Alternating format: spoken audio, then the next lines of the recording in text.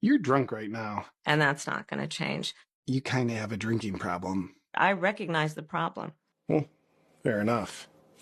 Okay, we're live. Kamala Harris, welcome. And I see you brought your emotional support dog with you today, which is great. Before I came in, your campaign staff out there gave me this list of really great softball questions that I'm allowed to ask. Help stay true to the spirit of journalism, so thanks for that. But I might stray from the list just a tiny little bit. Now, I think you'd agree this is an intense election. Like recently, your political opponent, President Trump, was almost assassinated. And I am sure y'all at the White House are working tirelessly to find out who orchestrated this whole thing. Y'all have any leads about who did it? We did it. What? Who did? Joe Biden and I, to be honest. Really? He was shot. I'll say that that's good work. Oh, that's... wow, I can't believe it. Do you feel any remorse? No, not at all. Oh. There's more to do, but that's good work. Wait, so you would try it again? Yes, I would. Seriously? I would. I think... Well, obviously, the guy you used on the first try wasn't successful. So who would you use on the next attempt? No one in particular. But I'm sure you've discussed who it might be. Did you talk to Hillary? Did she have anything to say about it? Oh, she had a lot to talk about. She had a lot. Of course she did. When did you talk to her? It was a Sunday. Good God, that's even more demonic. Tim, are you on board with all this? I think people know who I am. Yeah, they do. You guys could go to prison for this. Next question, please. Yeah. No, seriously, this is a major crime. This is a big deal. One more question on this, please. All right, your resting bitch face tells me you really want to move on, so we shall. Let's talk about moving forward.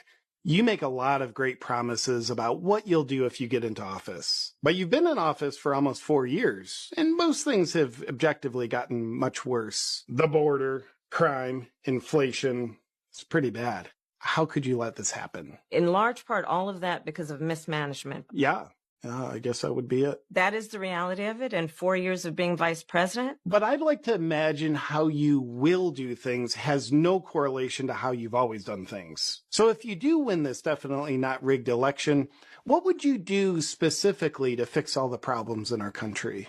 Let me be very clear. Mm-hmm. When we do what we have done, I believe it is very important that we take seriously what we must do and how it does so matters. And to do that, we can do what we have accomplished thus far. But I will say this. So I'm very clear about where I stand. My values have not changed. I kept my word and I will keep my word. When we do what we did, which is part of the American dream. It sounds like a very well thought out strategy. If you win, will that be like a bill you sign or something? I will make sure that it comes to my desk and I would sign it. Very good. Now that we clearly understand how exactly you'll turn the country around. Tim, I forgot you were alive over there, buddy. As governor, the accomplishment you're most known for is getting tampons into all the boys' restrooms in schools. We did it in Minnesota. You sure did. And you did it when nobody else wanted to. People were saying things like, it's unnecessary or it's a stupid idea. But you knew the importance of it. And presumably, this came from your positive exposure to tampons during your formative years as a boy. What did it mean to you when you put your first tampon in? It was just such a visceral, emotional moment that I'm grateful I got to experience it. I think history is going to show that in so many ways it was transformative. Yes, I think we're all touched by Tim's bravery around tampons. But now let's close with some rapid fire questions.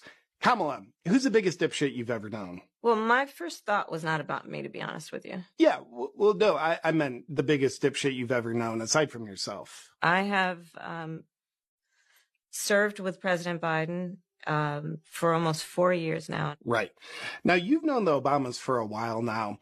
Did Michael confide in you when he wanted to transition to being a Michelle? And the phone rang, and he told me what he had decided to do. And I asked him, "Are you sure?" What'd he say? And he said, "Yes." Fantastic.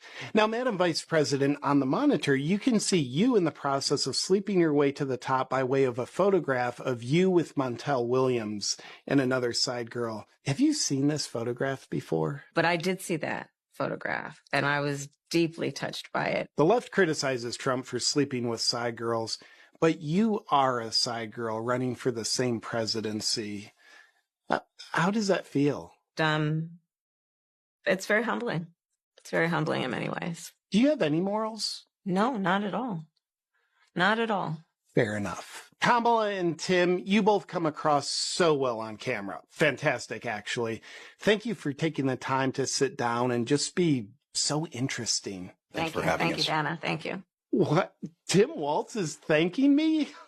What an honor. You know what, Tim? You're welcome. And thank you for all your service overseas.